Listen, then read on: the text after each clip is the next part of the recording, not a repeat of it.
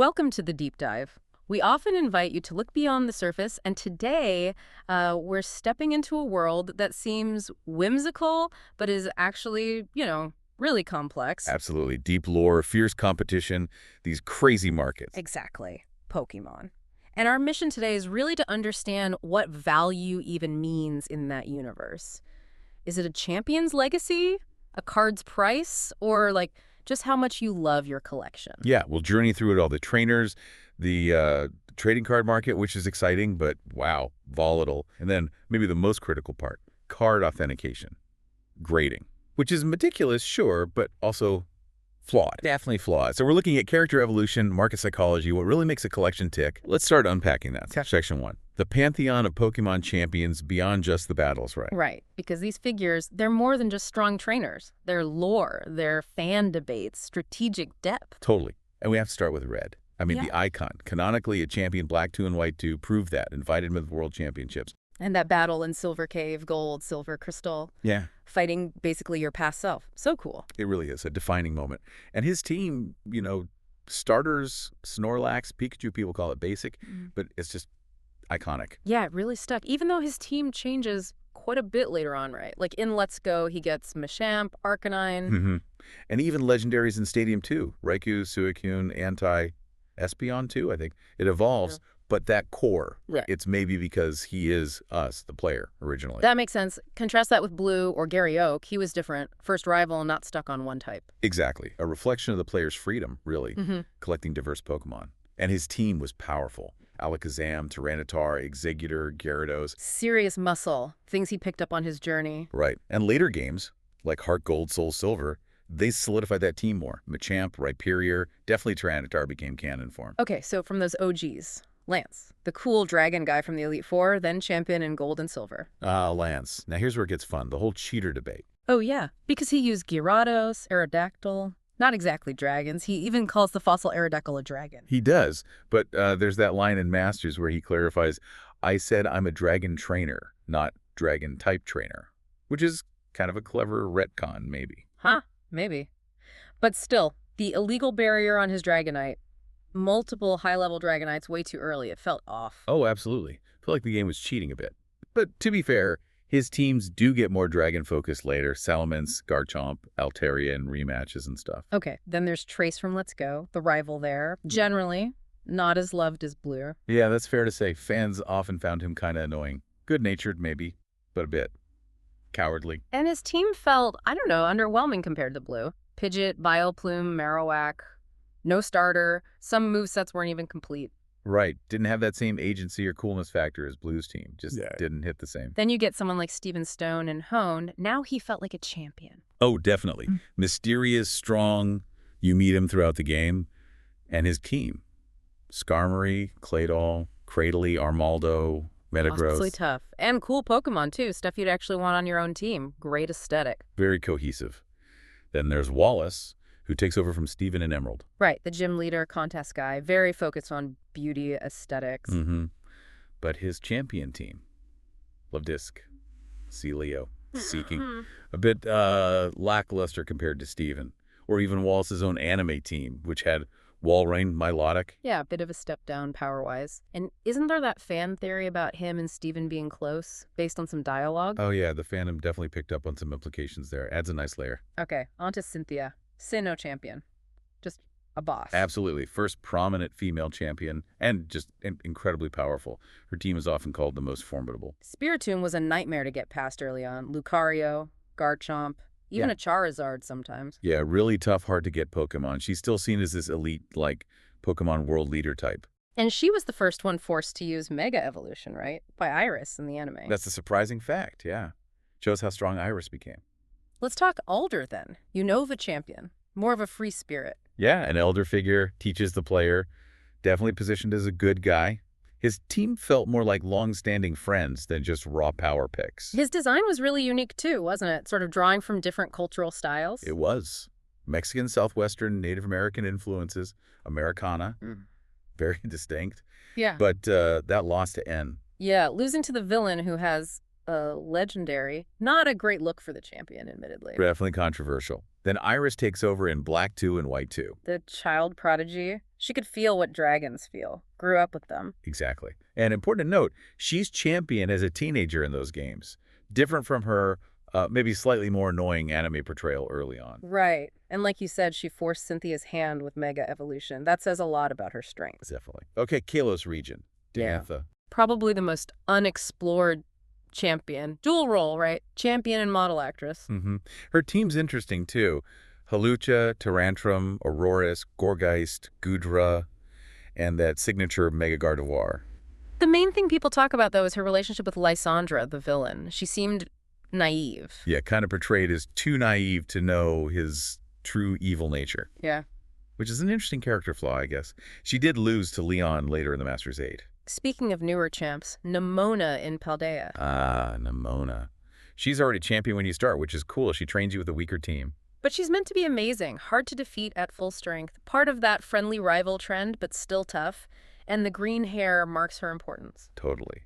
Then you have Sada and Turo, technically champions. Right, they reached champion rank canonically, but how they did it is a bit fuzzy. Yeah, the speculation is they, revolutionized battling by creating terastallization, which would be a different way to become champion, through innovation. Interesting. What about Mustard and Peony from Galar, past champions? Yep, past champs who retired weren't actually dethroned. Mustard apparently quit over a rigged match. Ooh, drama. And Peony left when his brother, Chairman Rose, took over the league.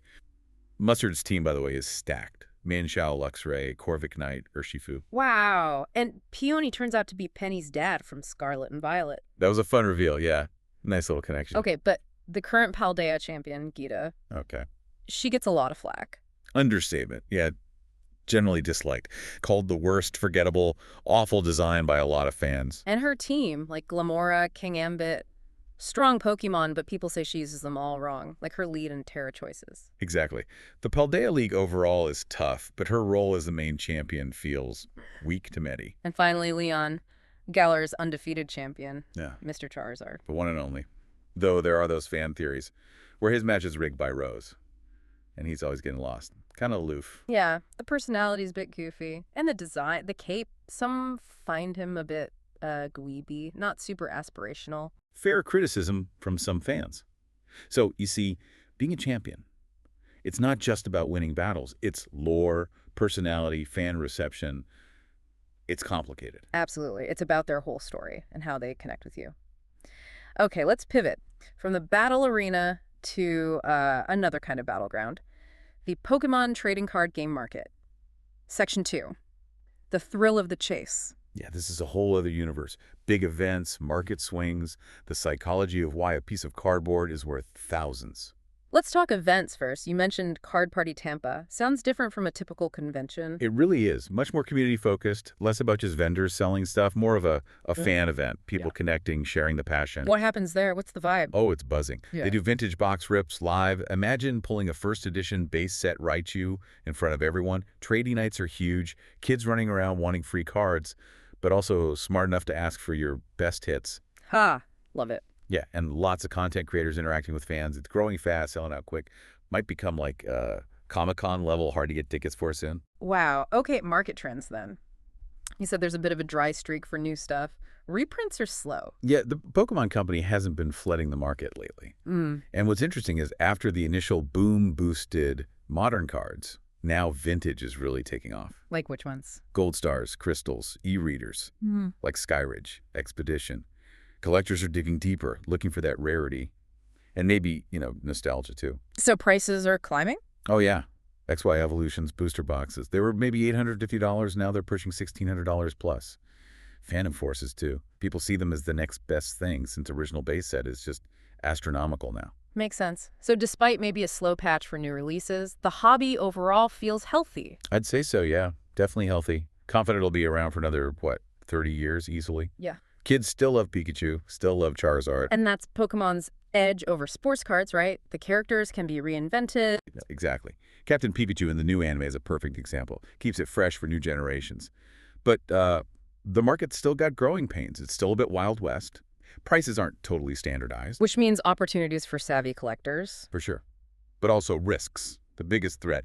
Honestly, just bad decisions from the top of the Pokemon company could hurt things. Okay, let's dig into the psychology. You mentioned undervalued sealed boxes being bought for resale, aiming for like 10–20% profit. But talk about the difference between what a card is worth versus what it's valued at. Right. Crucial distinction. Worth might be tied to rarity, maybe production costs, whatever. Valued at is simply what someone is willing to pay right now. The market dictates the value. Got an example of how that plays out, maybe with arbitrage. Perfect example. That Magikarp illustration rare, the PSA 10 one from Paldean Fates. Its price actually dropped for a while, even though the booster box it comes from doubled in price. That makes no sense. Exactly. Total market inefficiency. So people saw an opportunity. Buy the slab low, maybe around $1,000, knowing the box price suggests it should be higher, then sell it for, say, $1,800 cash, or trade it for like $2,100 worth of other cards, like maybe a Bubble Mew PSA 10 and a Mewtwo and Mew Tag Team. But that takes work, right? Research, knowing vendors. Oh, absolutely. It's not just luck. It requires market knowledge, connections, but then you get the critique, right? Is it scalpy, flippy, scummy? Yeah, how do you view that? Look, from a market perspective, if a buyer and seller agree on a price they both think is fair at that moment, it's just leveraging knowledge. It's finding where the market hasn't caught up yet. It's not necessarily exploitation if both parties are informed and agree. Fair enough. What about overrated cards then? Cards where the price seems way too high for the supply. Good example. The EV VMAX promo from the Shiny Fates Elite Trainer box. Its price shot up like crazy for a while. But there were like 255 PSA 10s just when I checked last. That's not that rare for a modern promo. Demand just went nuts. Okay. And the big one recently, the gray felt hat Pikachu. The Van Gogh promo. Oh boy. Yeah. A free promo card. And reports say there are over 100,000 graded copies already. 100,000. Yeah. So when you see high prices for that, Yeah. you got to question it. The sheer availability suggests the price could easily crash if, the hype dies down or the market corrects. Demand is high now, but the supply is massive. Definitely shows how dynamic and sometimes irrational the market can be. It's a chase, for sure. A chase, an education, sometimes a gamble. Perceived value is constantly shifting. Okay, this leads us perfectly into the deep end. Section 3. The perils of Pokemon card grading. Trust, transparency, and trapped bugs. Yes, unfortunately. And the mantra here always is buy the card, not the grade, because the errors, they're across all the major companies. What does that tell us about the system itself? It tells us the idea that professional graders are experts isn't always true. Honestly, dedicated collectors who stare at these cards for hours, they often know more. Plus, there's this feeling, this undercurrent of shadiness sometimes. Manipulation. Beyond just grading errors, there are practical problems too, right? Lost cards, damage? Yeah, cards getting lost or damaged in transit or during the process. Slabs that don't hold the label right. And maybe the biggest thing, quality assurance seems lacking. How do obvious errors get through the primary grader and any supposed checks? Let's name names. BGS Beckett, their black label, the perfect 10. People are skeptical. Very skeptical. Some argue it's absolute BS in terms of consistency, like crack it and resubmit, would it get it again? Probably not often. Slab designs have had issues, labels moving, and worse, reports of fake autographs getting slabbed by BGS. That's huge. Fake autos? Wow. Any specific weird error? Oh yeah. There was a Poliwrath slab with, literally, a nice little bug trapped inside. No way. Yes way. And an EV card slabbed, without the BGS logo on the label at all. Just missing. These aren't small mistakes. Okay, CGC certified guarantee company. What issues have they had? Basic stuff like spelling errors on a label, a Magikarp card label spelled wrong, missing grades entirely on the label, quality control stuff. Worse than typos. Oh yeah. Incorrect card identification. Labeling a Terrakion card as Miss Magus, an Umbreon with the wrong set number. That's pretty bad. And what's this about unwitnessed signatures? Right. They'll put on the label that a signature is authentic, but they didn't actually see it being signed. So, Yeah. what's the guarantee? What's the liability? Feels shaky. Oh, and even visual errors on their website scans, like seeing a glove in the scan. Sloppy. Okay, the big one. PSA Professional Sports Authenticator. They're not immune either. Not at all. Misidentifications there, too. Labeling a Latios card as Latias. That's an expensive mistake, potentially. What about graders seeing things that aren't there? Exactly. A Gyarados label mentioned a staff stamp, Huh. but there was no stamp on the card itself. Where did they get that from? Labels getting swapped between totally different cards. Wow. And maybe most concerning, Graders giving high grades, like PSA 10s, to reprint cards, like from the Celebration set, seemingly without realizing they are reprints. That suggests a fundamental lack of knowledge about the very cards they're grading. So, with all this, what's the takeaway for the average collector listening? It sounds kind of daunting. It can be. Key takeaway number 1. Do more research yourself, on the card, on the grade, before you buy or submit for grading. Know what you're looking at. Okay. Second, spend responsibly. Understand that the grade on that slab, it might not be replicable. You could be paying a premium for a number that wouldn't hold up if it was graded again. So factor that risk in.